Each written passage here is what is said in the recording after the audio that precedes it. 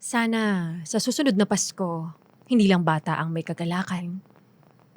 Ang matatanday matutong magpahinga, tumawa, at magsama-sama sa mga regalong hindi nabibili ng pera. Heto na, ang Laika Barista Moments nating pinamagatang Pasko. Para sa bata lang ba? Sabi nila, Pasko ay para sa bata. Tawa, laro, regalo. Para sa kanila ang ilaw, para sa kanila ang himig, para sa kanila ang biyaya. Pero kapag tumanda ka na, parang unti-unting nawawala ang tuwa. Parang ikaw yung nagbubuo ng Pasko, pero ikaw yung walang Paskong nasusuklian. Kasi habang sila nagbibilang ng aginaldo, tayo nagbibilang ng natitirang sweldo. Habang sila nag-aabang ng regalo, tayo nag-aabang kung aabot ba ang budget o kung may masasakripisyong pangarap na naman.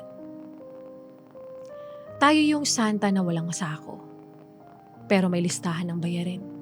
Tayo yung nagbibigay ng tuwa kahit tayo yung hirap ngumiti minsan. Tayo yung bumibili ng laruan, pero tayo yung hindi makabili ng kapayapaan. Tayo yung nagtatayo ng parol, pero tayo yung mas madalas nasa dilim. At tuwing sinasabi nilang, "Uy, Pasko na!"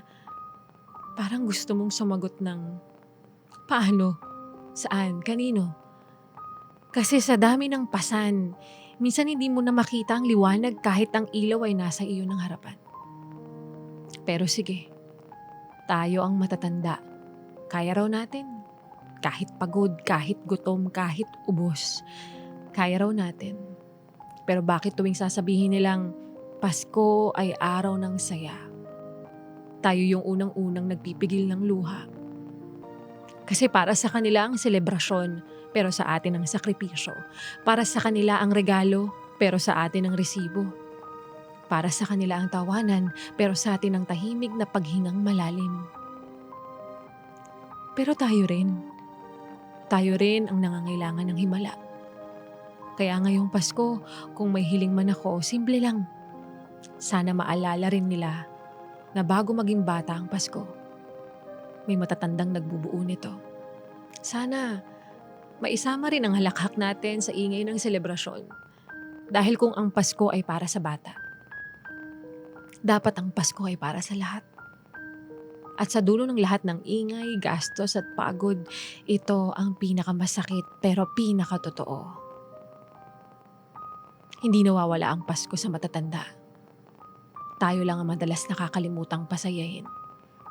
At ngayong Pasko, sana naman kami rin ay naaalala nyo. At yan nga muli ang kwento ng ating Laika Barista Moments na pinamagatang Pasko. Para sa bata lang ba?